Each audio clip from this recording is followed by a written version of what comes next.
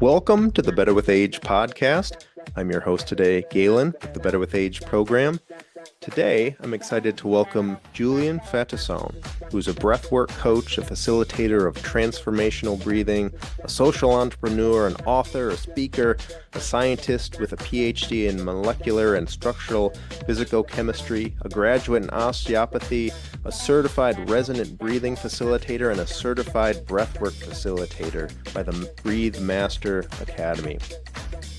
Our topic today is going to be all about heart rate variability, what it is, why you should care, how it affects our health, how to measure it, and strategies that you can use to optimize it.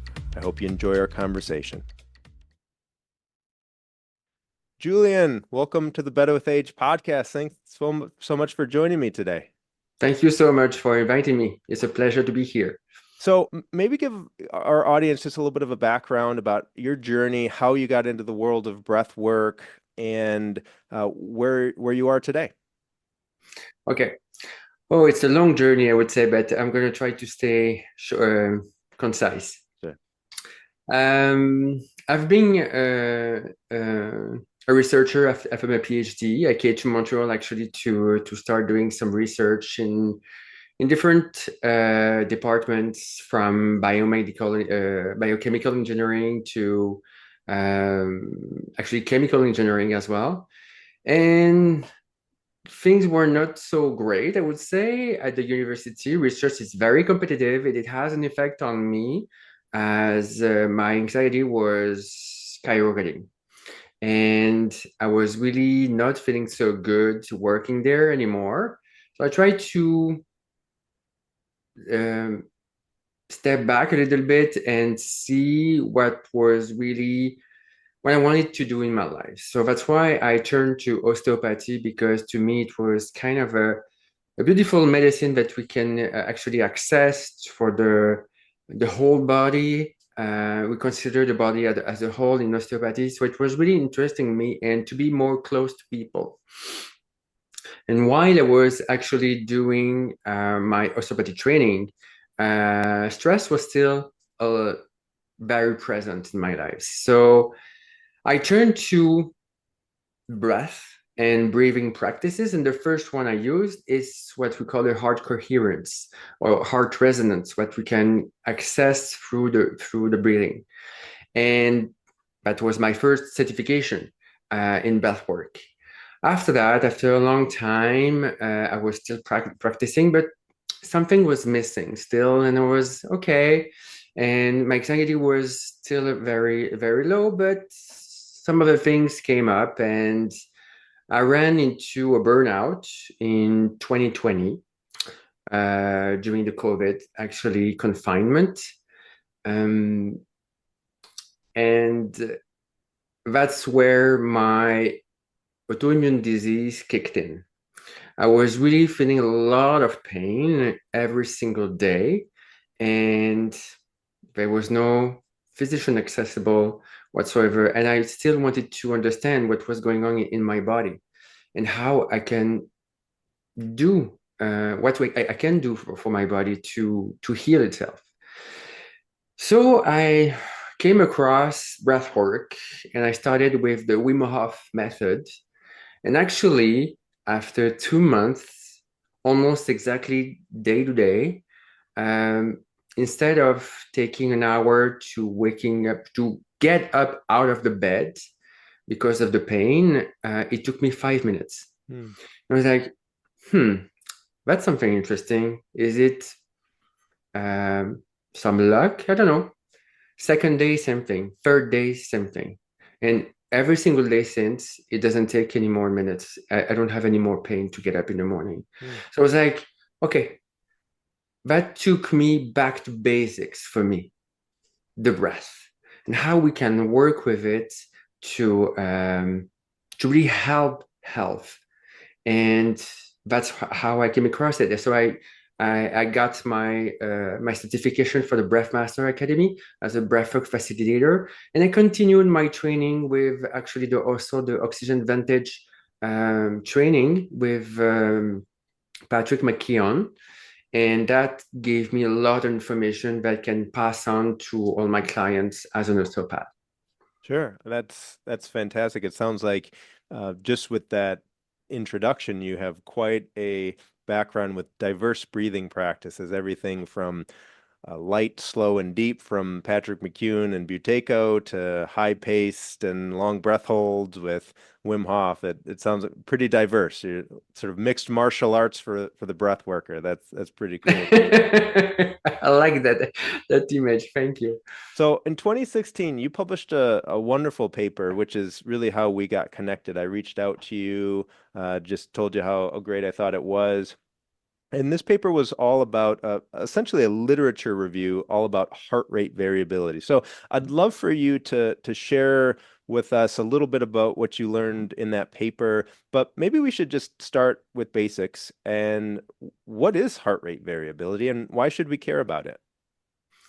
Heart rate variability is actually the ability of the heart to adapt to any kind of information that it receives. And meaning that sometimes we're stressed, heart rate is going up. When we are more calm, it's going down. There's so many things inside and outside of the body that can happen and actually affect the heart rate. We think that our heart rate should be in average around 72 BPM, but actually varies a lot. Every single day when we wake up, when we exercise, everything is related to the heart, actually. And that was really something very interesting. It was during my osteopathy training that I did this. And I was really interested by the heart because it seems a simple pump, but it's way more than that. And that was the first thing when I actually was doing this resonant breathing. It was all related to heart rate variability as well. And so this is the basic actually of the heart rate variability. And when I did this, I wanted to understand how we can affect it because we know from scientific studies that when the heart rate variability is low, the heart has a low resiliency to adapt to any stressors. So that may be actually an index of poor health when the heart rate variability is very low. Because what it means, if it's actually the range where the heart can uh, um, have is sorry, I'm looking for my words. The range of heartbeats that the heart can achieve actually, it meaning that it can go high or low. If there is a stressor, the heart will go where it has to go. But if it's not, if it's above the range where it's actually can go, the expense of energy it has to take to go above this resiliency that it has is going to have an impact on it, meaning it's going to get more tired more easily. As when we do a run, for example, if we push further than what we actually can do, it's going to tire us more quickly. Same thing for the heart.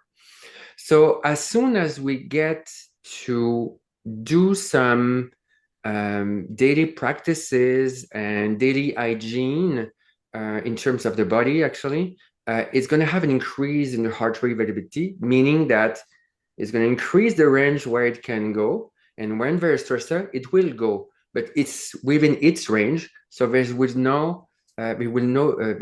not be any effect on the heart health itself. So essentially, a healthy heart can respond to the demands of the activity. When it needs to speed up, it can speed up. When it needs to slow down, it can slow down. And that could even be said within beat to beat variables. So one beat might be a little bit longer or a little bit shorter than the other. Is that kind of the take home of how we could think about heart rate Yes, variability? Okay, exactly. Yes. Thank great. you. Well, let's go into your paper. So in your paper, you lay out 5 different categories of factors that influence heart rate variability. Can you talk about those? Sure. It was a long time ago. I took a quick look this morning. There was non-modifiable, There was physiological, neuropsychological. There was the effect, and I'm missing one. Lifestyle. Environmental, I think you have in Yeah, there. lifestyle, environmental factors. Yeah. I divided this. Actually, what I was doing is I was trying to enumerate as much as I could. So it's an overview more than a literature review with reading all the literature, because honestly, from that paper, I was reading about 150 to 200 literature reviews. So there is a lot of information and knowledge about it. And this was in 2016. The number of papers is exponential from the early 2000s.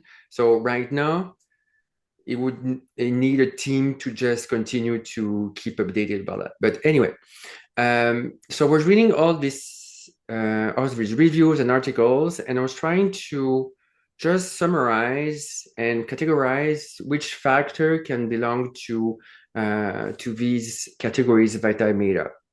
There was the non-modifiable factors, for example, the genetics, that we cannot have any effect on it. There's the lifestyle factors, environmental factors, meaning that what we do in our lifestyle, stress can be one of them. We can see it in other areas, but the work environment, the body hygiene that we have, meaning breathing practice or exercising or diet or food or hydration as well. There's all these kind of things that can have an effect on HRV. The other one is physiological factors. Mainly, it's most of them that I could find were related to diseases like asthma or many other diseases that can have an effect on HRV actually, and tend to decrease it. Is it the HRV leading to the disease or the disease leading to the HRV decrease? That's still a question that we may need to answer. It's between the chicken and the egg, but anyway, it can affect both of them. It can affect each other anyway.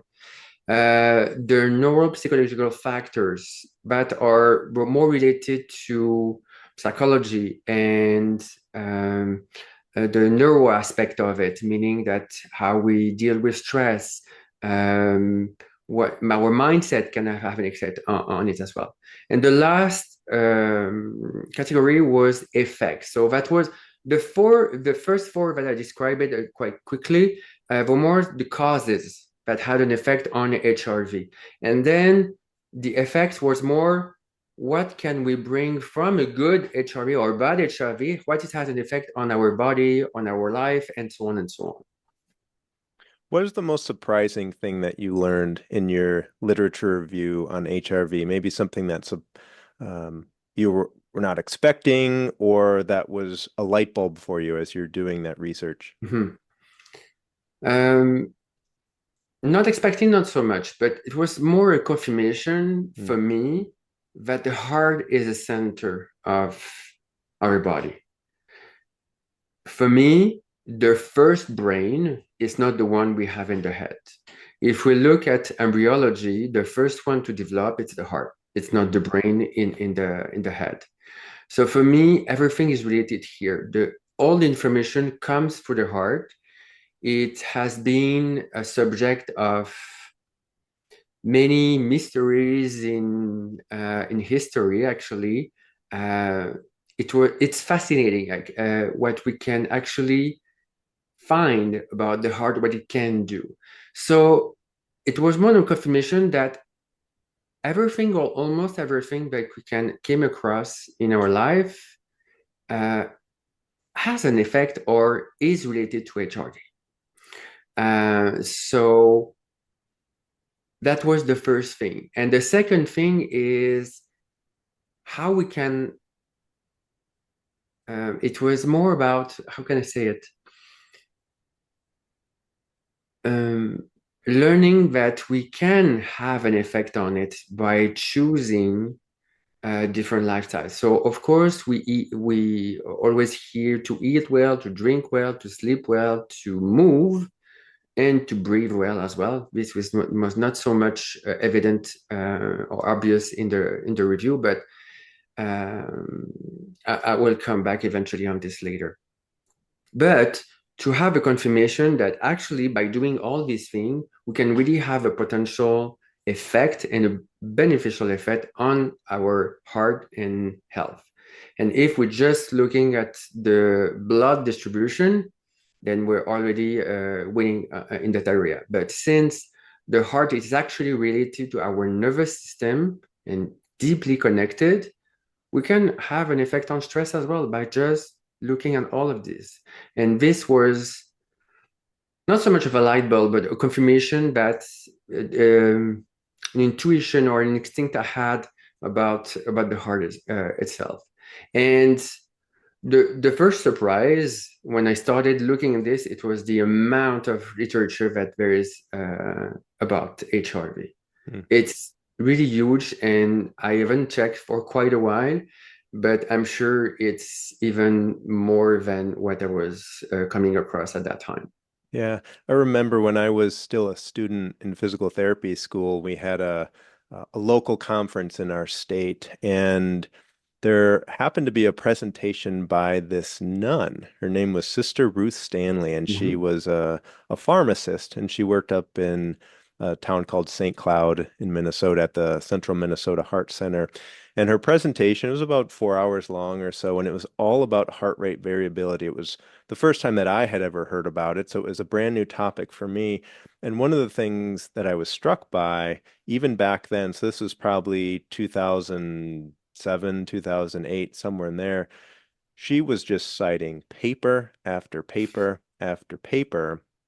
And, in the world of physical therapy, there's this big push for being evidence-based and being able to cite research to support what we do. And I just thought, well, this is exactly what all my teachers are talking about. It's evidence-based practice. And I was just so impressed by how she was working with people either to heal trauma or after a heart transplant with simple things like humming and toning and breath work and mindful prayer and all these very simple practices that are free for us to be able to access. And she was just having amazing results with it. And I was Mhm. fortunate enough where I had a clinical rotation actually in the hospital that she worked, and she was gracious enough to spend a couple hours with me talking about the work that she did. And I think for me, that was the first seed that was planted about how powerful uh, breath work and again, humming and different things can be to help facilitate higher HRV and an overall better health. So let's talk specifically with regards to HRV, the Mhm. effect of stress. What impact do you feel stress has on HRV for folks in the real world? Okay. Stress, the first, we can summarize it as it has the effect of decreasing the HRV to a point where um, the rest of the health can be impacted and really can have an impact on blood circulation, inflammation, and so on. This is the most important thing to remember. That stress, excess of stress, has an effect on lowering the heart rate variability. But the other thing to remember, and this is reversible, if we change our lifestyle, we change our diet, we change our body hygiene, and the number one actually practice to have is to take care of the breath, since it's actually the thing that we can do to have an impact on the whole body. And since it's closely related to the heart, it's really just next to each other. Um, then we can have an effect on our nervous system, our endocrine system, the hormones. We can have an effect on digestion. Everything is related to that. So by taking care of this, we can have an effect. So if stress is having an effect on that and lowering it, we can actually reverse it. Sure. I think we've probably all had the experience when either being in the presence of somebody, or let's just use the example of sitting in traffic, and you might look over in the car next to you, and you're in a traffic jam, things are going slow, maybe there's an accident, and someone's just white knuckling the steering wheel and trying to weave in and out and just very frustrated. I mean, you can almost feel the stress Mhm. emanating from their systems. And then you might look over at somebody and they're just kind of jamming out to a song or something. They're relaxed. So I guess my question is, how does one's mindset about stress play into how stress affects their physiology? That is a good question.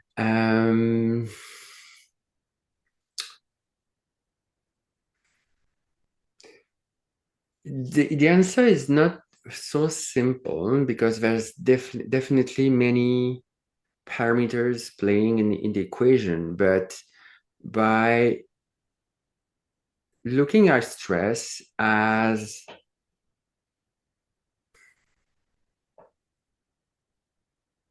it's a matter of letting go, I would say. It's for me, having the right mindset and looking at traffic jam or okay, I cannot do anything about it, so why stressing about it? If we let stress take over, that's when the bad effects can happening. If stress is actually not so much of an enemy, we tend to think that stress is an enemy. Stress is not the enemy. If there were not be stress, we wouldn't be here talking today. Because if we were just calm in the prehistoric times, then when a bear or a tiger or whatever was running after us, was like, okay, this is a tiger coming to me, it's going to hit me, we wouldn't flee or fight. So stress actually was the determinant of our evolution.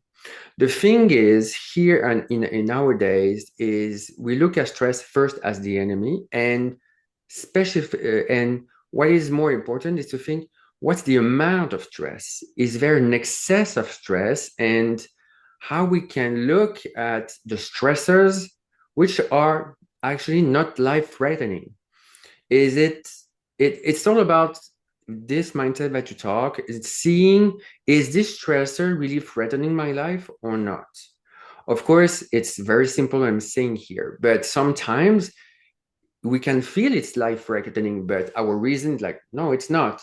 There is someone else playing, something else playing in the background in our emotional state that can actually trigger up the trauma, can be related to that, and eventually cause the stress to an overreaction to things, and the reason cannot take over.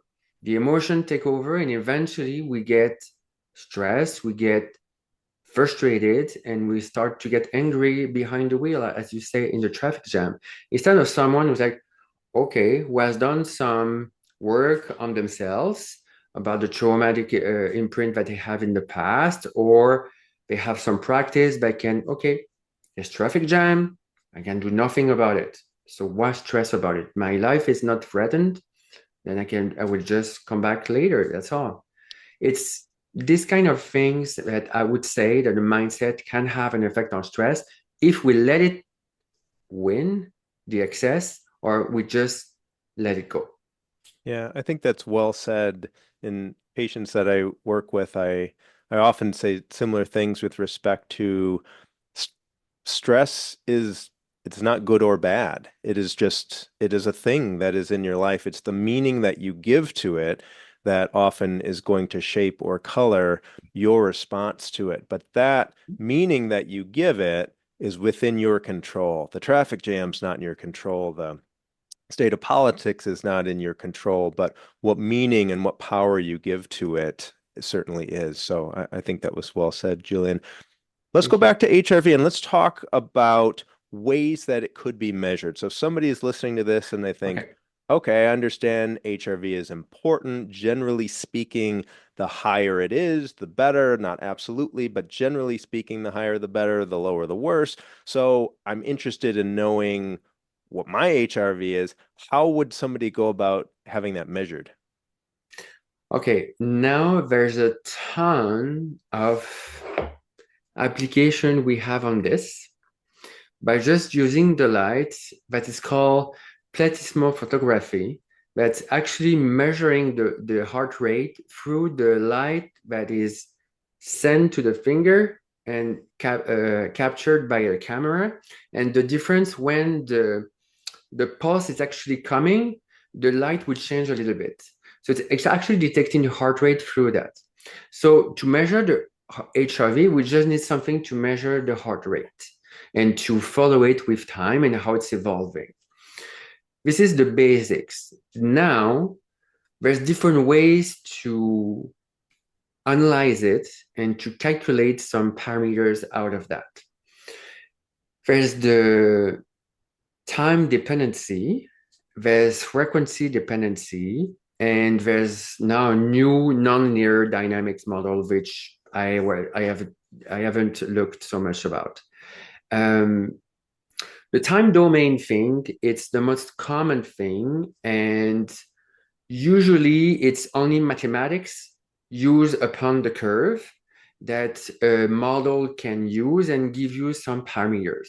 So I would say the thing that we can use for that, it's really to follow one of the parameters.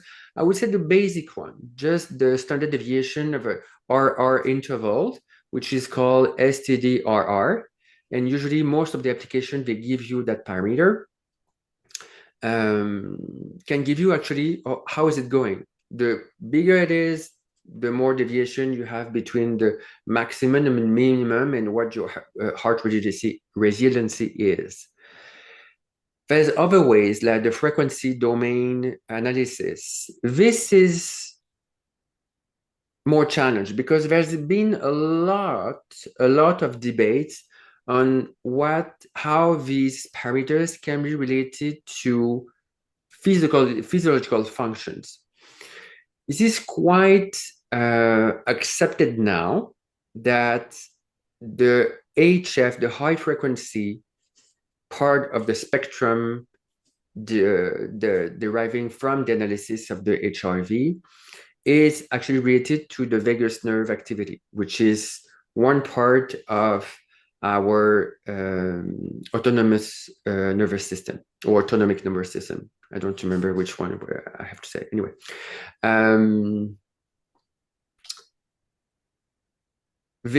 there are different models, but the thing that I found until now is all of these applications that we can find on whatever the store of applications you may use, either from depending on the phone that you have, is there's kind of a secret behind this, which I don't like so much. They don't tell you exactly. I asked a few companies what was the model they used to get all of these. Okay, your vagus nerve, your sympathetic activities that, and parasympathetic activities that.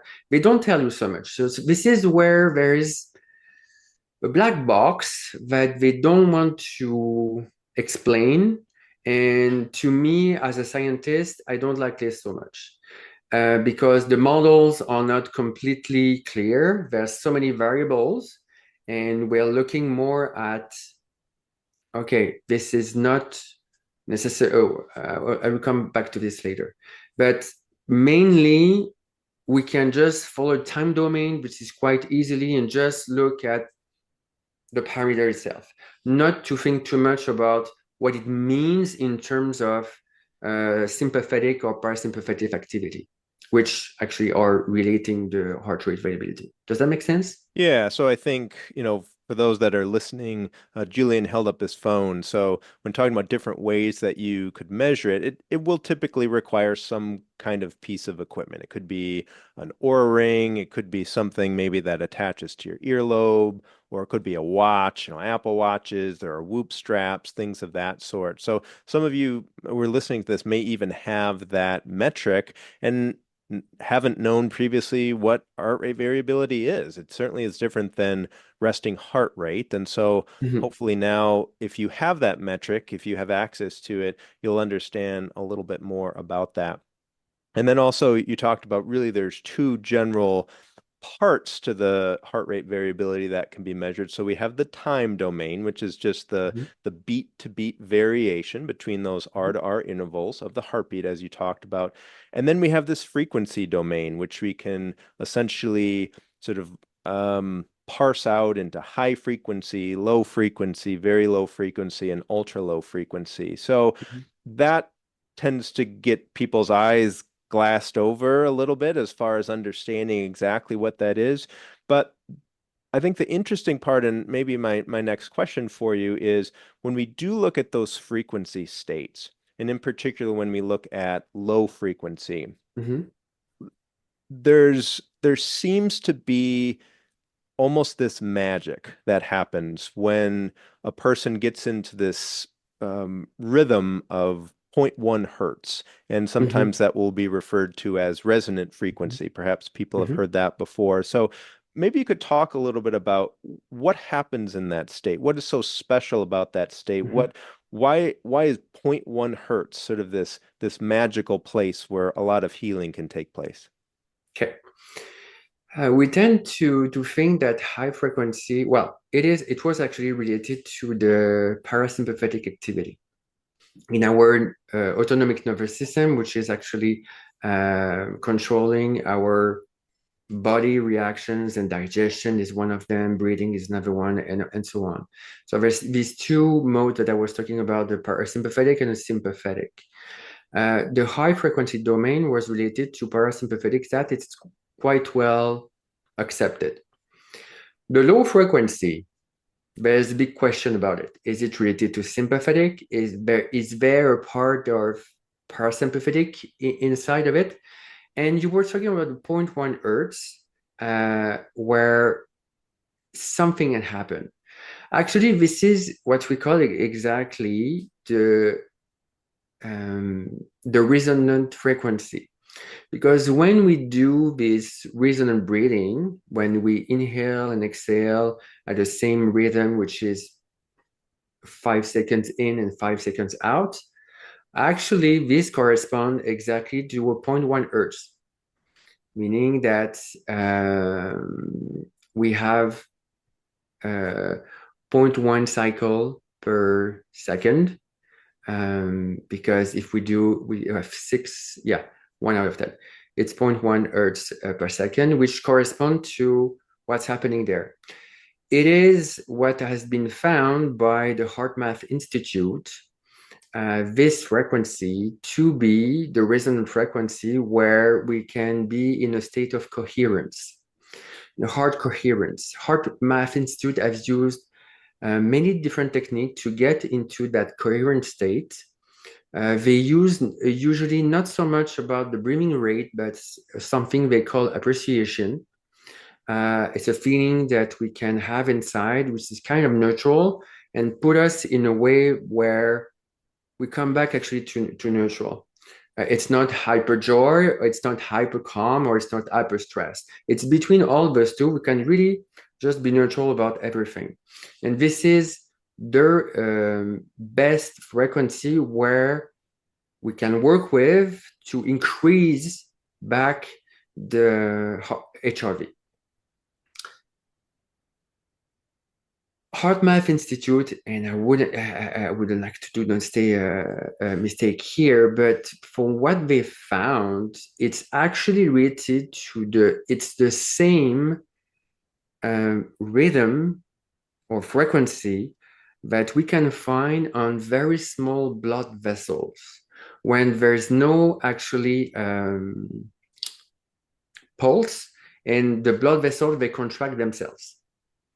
Not due necessarily to the pulse coming from the heart.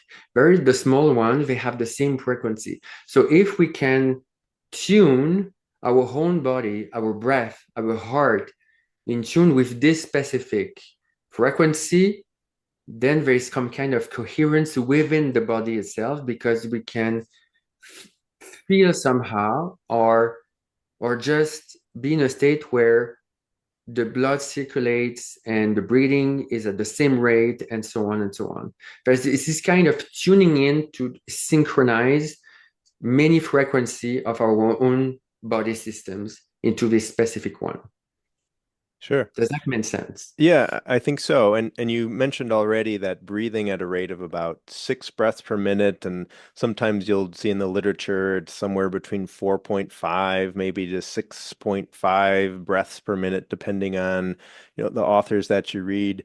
And there's a whole group of authors that use biofeedback to help Mhm. really dial into an individual person's ideal Mhm. breathing rate to help achieve Mhm. that zero point 0.1 hertz. Now, that requires equipment, and certainly people listening to this, I wouldn't think are by and large going to have that equipment. So I guess my question for you is, how important is it to know exactly what your resonant frequency breathing pattern is, whether that's 5.5 seconds or 5.5 breaths per minute or 5 breaths per minute or 4.5 or 6 versus just choosing 6 breaths per minute or 5 breaths per Mhm. minute as far as the outcome of what somebody's going to get. How important is it to be specific versus just go for the middle of the bell curve, which is going to be close to probably 5 to 6 breaths per minute? There are different layers in your questions. Um, my first answer would be it's not so important when we are in tune with what our body needs. And as long as we let the breathing take place by itself, it takes practice. After some time, we can get there. At the beginning, when we start doing this, it is important because we don't want to overstress the system. We want to respect the limits. So when we start practicing breathing techniques, we're not so much in tune with what our body response is, what it feels like, what is necessary for this kind of rate and so on, and what's actually the breathing or the lung capacity to um, match the rhythm that we did. When I was when I started my the heart coherence certification, I was just talking about that and so on, and it has a lot of effect. But now that I have more information with the other certification I got, I'm not giving so much rhythm anymore. I would like people to just feel how they feel. If it feels more comfortable to be at 4 seconds in and 4 seconds out for quite some time, then do it because it's going to have a better effect. We're functioning with our limit because sometimes 6 seconds out may be too much because our CO2 tolerance is not so great. So sometimes we're pushing the system a bit too far. We're stressing the body where we want to unstress it. So for me, it's important to know, but the most important thing to do is to feel and to start feeling what our body needs. And sometimes doing the 5-5 or the 6-6 or the 4-4, the 4-6-6-4, whatever, can be beneficial. But at some time, it's also after some point to let go of that, let go of the mind, and come back to feeling what's inside the body. This is in my practice now as a breath coach or osteopath to really, what is this person feeling? Because what's so, our life is actually so directed by our mind, where we forgot to, okay, what my body feels, what am I feeling in my body, my emotion, and so on. Just to have a touch of that is very important. So my answer to your question is a bit both sides. It is important on one side when you begin and really eventually trying to find a breath coach to help you to find the best rhythm, what's the best technique that you should focus on to get back to your a good breathing, a proper breathing, a functional breathing. In this way, you're going to have a better HRV eventually, and you will. And after some time, when you know enough, that you have practiced enough, you're more in tune with what you can feel inside and what your body tells you. So to let go of this rhythm after some time, it's for me the best practice, Yeah, learn the daily rules and then practice. break them. Find what works for you. Exactly. Yeah, yeah, Thank you. I yeah. love that. Thank you. Yeah, I think Exactly. that's Yes. good too. And there might be people who are listening to this and maybe they're aware of it or maybe they're not aware of it, but they might be breathing at 20 breaths per minute. And so to go from 20 breaths per minute to 6 breaths per minute would be a huge jump for them. So, as you said, and as I work with people as well, it's important to start at a place that you feel comfortable with. And so that might not be 6 breaths per minute. Maybe that's 12 breaths per minute. And actually, on a previous podcast, I was talking to a gentleman by the name of Dr. Guy Fincham, and he did research where he took coherent breathing, so 5.5 breaths per minute, and then he compared the effects on stress to a group that was breathing at 12 breaths per minute.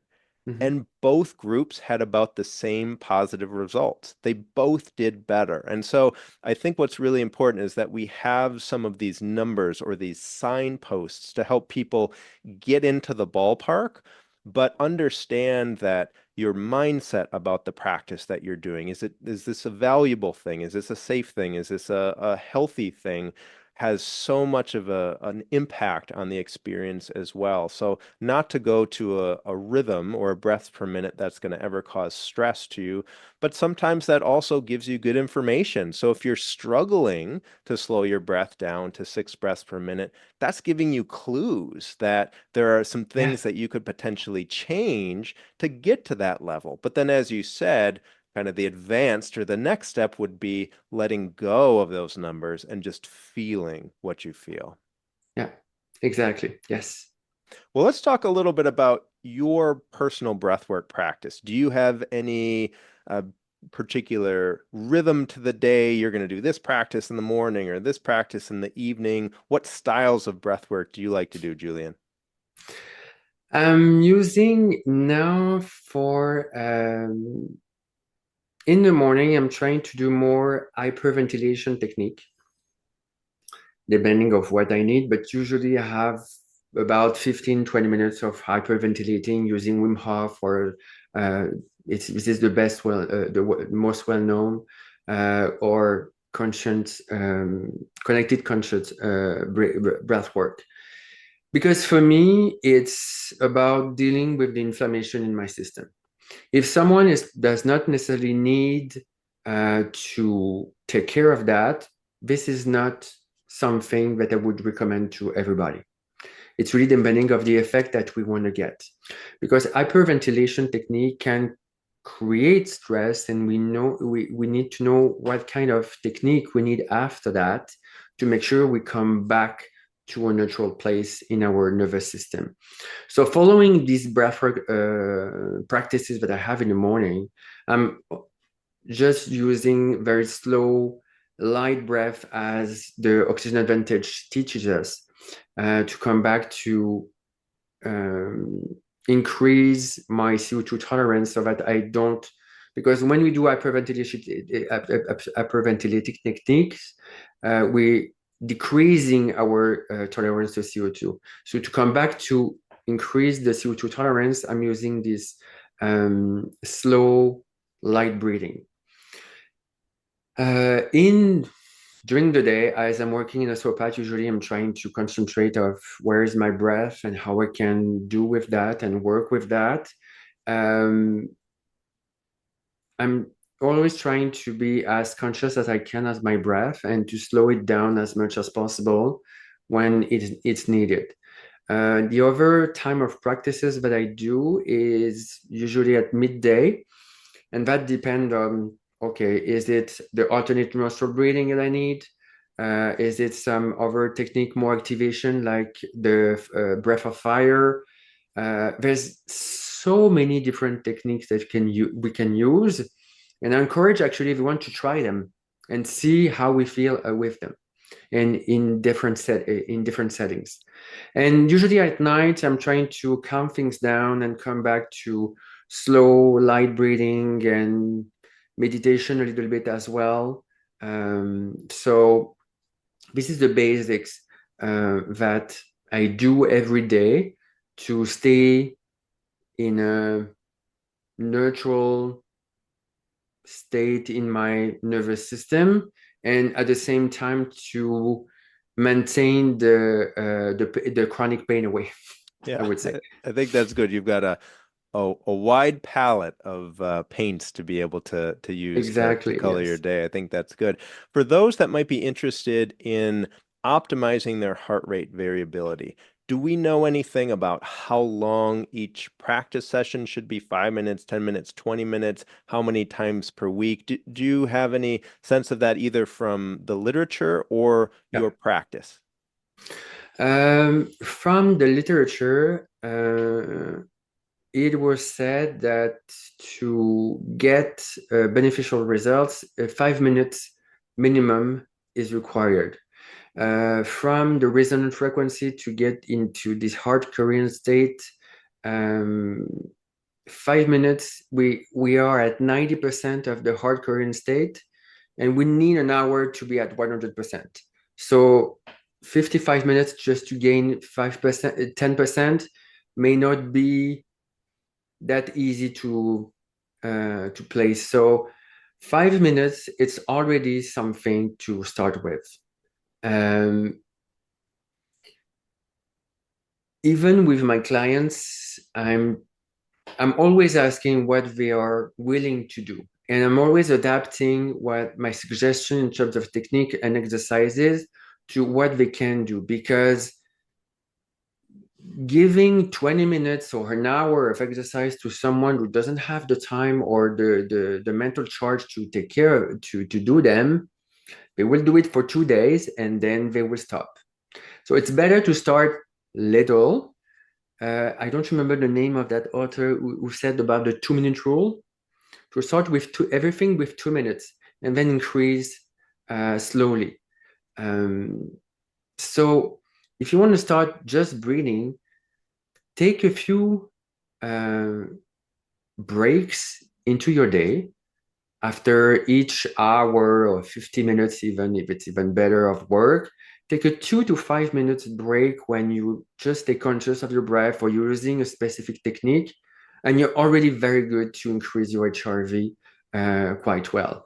This I was measured myself, and some literature was are saying the same thing. I don't have all the data lately. I saw this paper. I think it was it last year or this year? No, I think it was this year by Uberman Lab. They were talking about the physiological side, and they were saying that with 5 minutes of physiological side, we can get the same with the data that they got with the parameters that we measured, the same result as 1 hour of meditation. Probably, but they measured that after 1 month. Is it going to have an effect on other parameters at the same matter? I'm not sure. But basically, I think they measured the HRV actually. 5 minutes of physiological sigh, if I remember properly, is equivalent to 1 hour of meditation. So just by staying conscious with the breath for 5 minutes every day, it's already a huge step in getting healthier. I think a lot of people are very relieved that they don't have to do 60 minutes of breath work. So I think that's well said. 5 minutes is a great start, and you can already start to notice benefits from that. So that's a wonderful thing that's freely accessible to all of us. So thank you for sharing that. If people are interested in learning more about you, Julian, where can they find you? And tell us just a little bit more about your practice that you own. Okay. Uh, People can find me pretty much everywhere. I'm pretty much on every socials, Facebook, Instagram, and so on. They can find different videos that I'm posting and so about the breathing and some other stuff that I'm posting. I'm quite easy to find. My website is risingfalcon.ca, where there's a lot of information of what I can do. Um, my practice right now, it's mixing several of my knowledge and skills to help people. So I started as an osteopath, but I'm gradually changing towards breath coaching and breath work coaching as well for more advanced or deeper transformational aspect of life. Breath work, daily breathing, it's really about getting healthy and being okay with how we can be in our lives. Breath work, when we go into that, in having a 2 hours breath work session, we can go into deeper aspect of the mind, I think, in our consciousness, and eventually access some part of our subconscious to transform it and use that as a leverage. So transform the traumatic imprint into a strength that can eventually help us further in our behaviors. So I'm using different kind of skills depending of what the client needs, but mostly even in osteopathy, I'm gonna come back to the breathing most of the time, because for me, this is the basics. We say about eating, drinking water, sleeping, exercising, but the one we always forget is breathing. This is the basic. If we breathe well, the rest will follow. I always take this metaphor of eating well, drinking well, sleeping well, exercising are the four pillars of a house. But these four pillars, they will stand if there is a strong foundation, and the foundation is the breath. Because we know from science that 85 to 90% of the general population has dysfunctional breathing. So to come back to functional breathing, we can do so much for our stress, our body, everything. If the cells can receive the proper nutrient, then there's no reason to be in a state of imbalance where eventual disease will spread, if that makes sense. So they can contact me in any platform, and I'll be I'll be happy to answer them, actually. Excellent. Well, thanks so much for sharing your time, your research, your knowledge, your passion with us today, Julien. Hopefully people will reach out if they are interested in Thank you learning so more much. and working with you. Otherwise, thanks so much, and I hope to talk with you soon. Yeah, thank you so much. Take All right. care. Yep. Goodbye. Bye. Well, thanks so much for listening to this podcast episode with my guest, Julien Fattison. If you're interested in learning more about Julien and his practice, Rising Falcon Breathwork, you can visit him at www.risingfalcon.ca. On Instagram and TikTok, you can find him at Julien Rising Falcon, and he has a YouTube channel by the same name. If you're interested in learning more about strategies and methods to build bone density, physical strength, mental resilience, gut health, feel free to check out the Better with Age program at www.betterwithage.online. In this program, my wife, Leah, and I will take you through a 1 to 2 year program to help improve your resiliency and your overall health span as you look to live your best life. Until next time, this is Galen signing off. Thanks for joining me.